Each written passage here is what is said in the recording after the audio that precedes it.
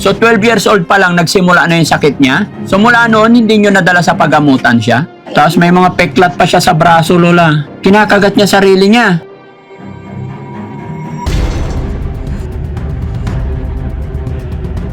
Daddy Frankie, tayo na'y tumulong, kaagapay mo. Sige ma'am, samahan mo kami ma'am. Hello po. Nay, magandang hapon. Kumusta? Kalau may makakita tayo sa kanyaga. Tuntong mo ida. Hello po, nanay. Kumusta po? Sila yung nanay. Ito ba yung nanay? Oo. Anong pangalan ni nanay? Ay, Elvina sa gilid. Elvina? Opo. At Elvina, kumusta? Katong data na rin, ani.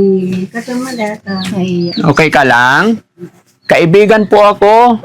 No? Ako si Daddy Frankie. Kumusta po ikaw? Apir muna, apir. apir tayo pa. Apir. Bertain.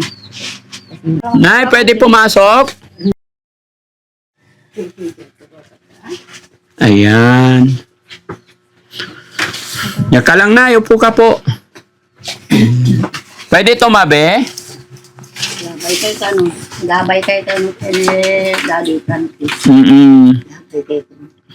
Nay, kumusta po kayo rito? Ah, Nay, kumusta po kayo? kawan sabi niya. Anong pangalan nyo, Nay? Kayo po? Kayo na sa gilid. Nanay Wana. Nanay Wana, kumusta po kayo? Ganito, sir. Ano namang problema sa mga anak ko. May problema ka sa mga anak mo po. Bakit naman po? Kasi kung sumpungan sa, hindi naman ako patulogin kahit 4 na gabi, 4 na araw, ganun. Bakit anong gagawin niya po pag gabi? Parang gusto nang tumakas. Gustong tumakas. Binabantayan nyo talaga siya. Opo. Hello, ate. Te, kumusta po? Katungtungtong da ka namin eh. Hindi na makaintindi ng Tagalog. Nakakaintindi siya? Hindi. Ay, hindi. Parang ano pa yung tenga niya. Mahina na rin. Opo. Ilang taon na po siya? Eh po, 1964 siya na napanganak. Pinanganak. Ilan na yon? Eh po, magsi-61 na. 61. O, birthday na sa March 31. Oh, ay, ilang taon na po kayo? Eh po, 72. Mabuti. Sa ulado, malakas pa yung memory nyo po. Hindi. Parang mahina naman yung ano ko na eh. Hindi naman kinatakutan kung namamatay, paano naman siya. So, Nay, magandang hapon muli. Ako po si Daddy Frankie. No? Kaya po kami nakarating dito dahil kay Miss Ilocana. Sabi niya po, ay inilalapit niya sa Team Daddy Frankie itong anak ninyo. Ano po ba yung sakit ng anak niyo, Lola? Noon, sir, dito talagang masipag noon siya. Pero nung nagtaon na siya ng 12 yata yun. Eh biglang ganyan, parang sumpuhin siya. Ayaw na makiusap ng tulad ng dalagita. Kung mga mapasyalan sila noon, parang matakot siya. Natakot? Opo. So, 12 years old pa lang nagsimula na yung sakit niya? So, mula noon, hindi nyo nadala sa pagamutan siya? Kawalang kami. Hindi wala kami. Puro naman ng kami lang sa kung may magpagot ng pula, ganun lang pa talaga kami. Anong hanap buhay nyo po dito, Lola?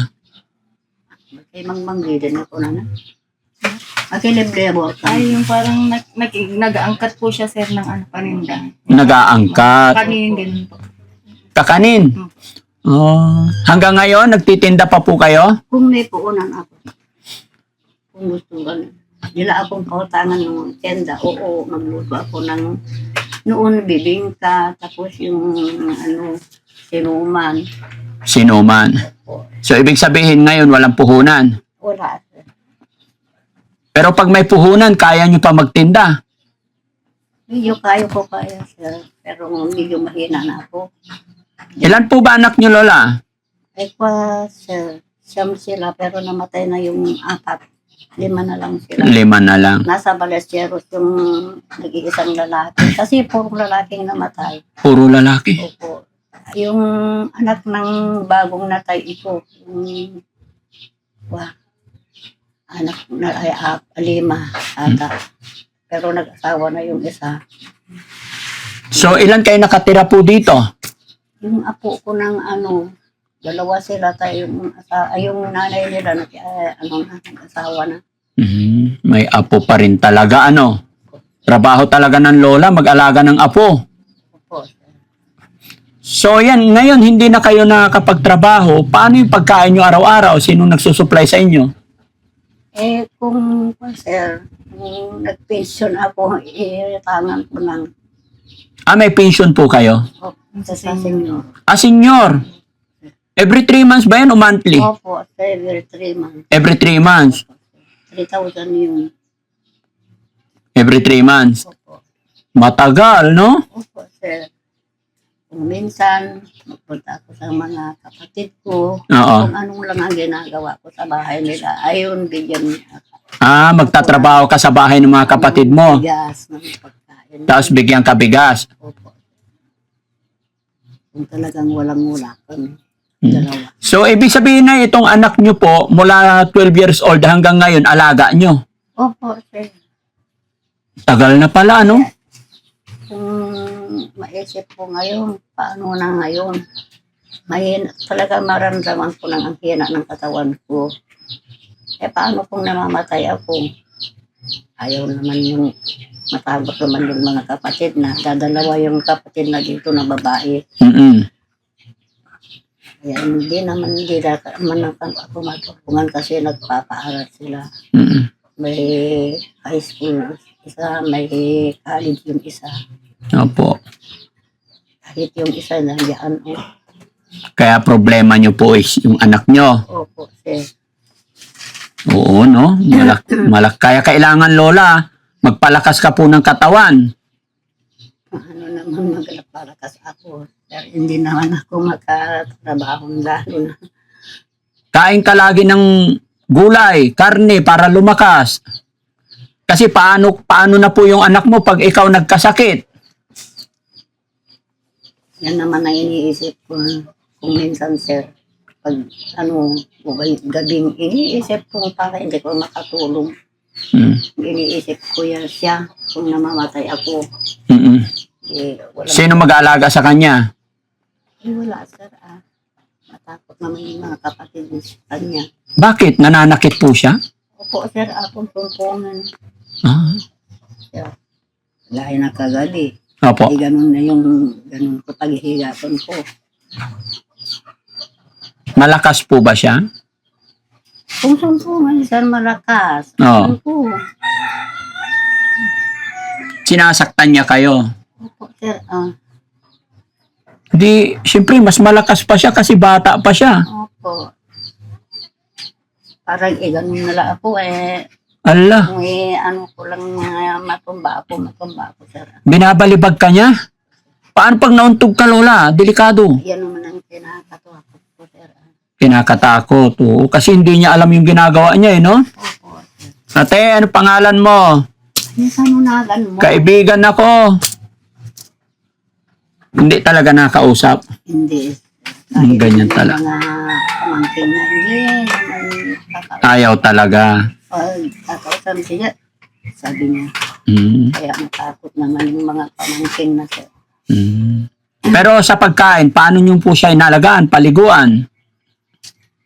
Kung pagkain kung sinabi ko lang ng tanong ko, bumangon na pero, May amba pa, oo, pero kakain din. kung aalisin ko lang siya o kumain. Pag maligo naman, Nung maligo, sabi ko, ganun. susunod naman. Eh kung waalis na ako, oo, tutulog. Mm. Pero pag magdudumi siya, marunong na pumunta sa CR. Opo. Mabuti. Bagong lang ngayon. Pero buntik na namatay sa buwan na ano yun. Hindi na tayo ng conclusion ano yun. Nahilo siya tapos muntik na ipakpak dito pang hindi kang ginanon yung pamangkin niya. Mm-mm. Hindi niya kumain. Tapos may mga peklat pa siya sa braso, Lola. Kinakagat mo. Kinakagat niya sarili niya. Opo. Kawawa naman. Hello po.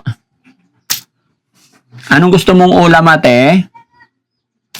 Nakamukait mo sila. Ah? Anya kayat mo? Nakamukayat mo nga sila. Ate, kaya mo ti ponte? Nahiya. Siya na kayo mga kababayan. Gusto kong matutong mag-Ilocano. No, ate? Anya ti kayat mo ti sida? Kayat mo ti punte? Kahit mo kano. Anak kahit mo sila ang kano. Oo. Ha? Anak kahit mo ikas to eh. Hmm? Te, anya kayat mo ti sida tayo? Ha? Hello? Ay, mahiyain. Ay. Uy. Mahiya, sir. Nahiya siya. Opo. Oo, marunong din mahiya. Hello, ate. Pag hindi na kabisado yung tao, ganyan. Mahiyain. Pero pag kabisado niya, Pag kabisado na eh, magsabi. sumbagan na. Opo. Na, butang eh. Sir, hindi, anak kahit mo sila eh. Ate, Tulungan. may regalo ako sa inyo. Nay, may dala akong bigas para sa inyo. Mm-mm. Thank you kan anak ko. Hmm? Tulungan na kakano ka pa nagbiag mo. Kurot ka manin. Te, may dala akong bigas. Kan manin tarubang kanya daan. Nay, anong gusto niyang ulam parate? Ulam, anya ti kayat na sida? Kahit anong sir. Kahit ano. Oo. Laging pag kumain gatas. Gatas ang ulam. Opo, sir. Kahit may gulay, may ulam ng karne, Mm. magtimpla na lang naman ng gatas. Mas gusto niya yung gatas. Nay, sa edad niyo pong yan, syempre, humihina rin yung katawan ninyo. Di po ba kayo nahihirapan mag-alaga ng anak na ganito? Talagang mahirapan na ako, sir. Mahirapan. Pero ano bang magawa ko? Anak ko siya. Mm. Alangan na pabayaan ko siya. Hindi ko naman sa kapatid na kasi yung kapatid niya, lagi sila makipagtanim para naman may bigay niyang alawas ng anak na nila na mag-aral. Hello? Ano ko na? Hi, sir. Bigyan kitang pera, pambiling gatas. Pakuha nga yung bigas, guys. Ito po na inilapit sa atin. At hirap na daw po siya sa kanyang anak.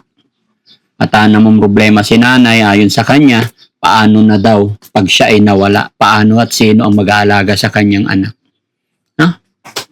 Wala naman ang sabi ng doktor na may sakit. Hindi yun namamaga yung puso ko. Namamaga ang puso. Opo. Bakit? Napa-check up niyo po, Lola? Opo, sir. Dito. Lola, may dala akong bigas. Pasensya na kayo, hindi ako nakapag-grocery. No? Kasi biglaan. O, ate, anong gusto mo? Dabagas mo, Dabagas na. Thank you. Thank you, Daddy. Frankie. Daddy Frankie po. Frankie. Mm-mm. Ito man, dabagas mo na. Dabagas. Nantida, thank you. Thank you, kamutin anak ko. Parang parang magkaedad lang po kayo. No? Ibigay. Bait nun yun. Mabait noon. At saka masipag pa. Manganganak pa ako sa kasunod na ito Siya ang magsaing, Oo. sa palibot. Pag matapos kami kumain, mag-ugas agad-agad. Oo. Iwan ko kung bakit biglang nagganyan. Hindi nyo talaga nadala sa doktor pagamutan kahit minsan? Hindi. Sabi ko noon, ipunta kami sa, sa Kari, di ba? Yung parang baliw-baliw. Pero yung sinabi ni Roat, hindi mo punta doon. Baka pinalo sila. Ipinsan ko doon. Ayun, natakot ako. Mm. Sa kainsan, pag pinunta mo doon, bantayan mo, sabi niya. May anak ako noon ng Maliit. Opo, wala naman magbantay sa kanya. Opo, kailangan talaga ng pamilya na ay Lola. Opo. Kailangan ng family. Sige Lola ha. Salamat at napasyal ako dito sa inyo. Bigyan ko po kayo ng pambili ng ulam. No?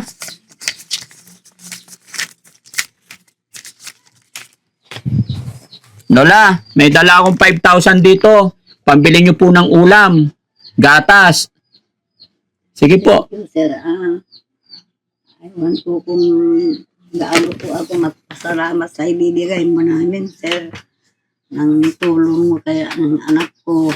Ay, Diyos na lang ang ipagdasal ko lang sa Diyos mo habang buhay mo at saka ng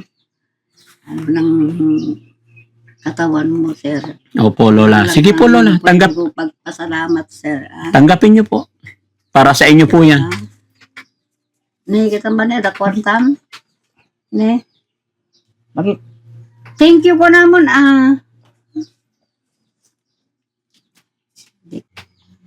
Okay lang po yan, Lola. Huwag nyo na pong pilitin.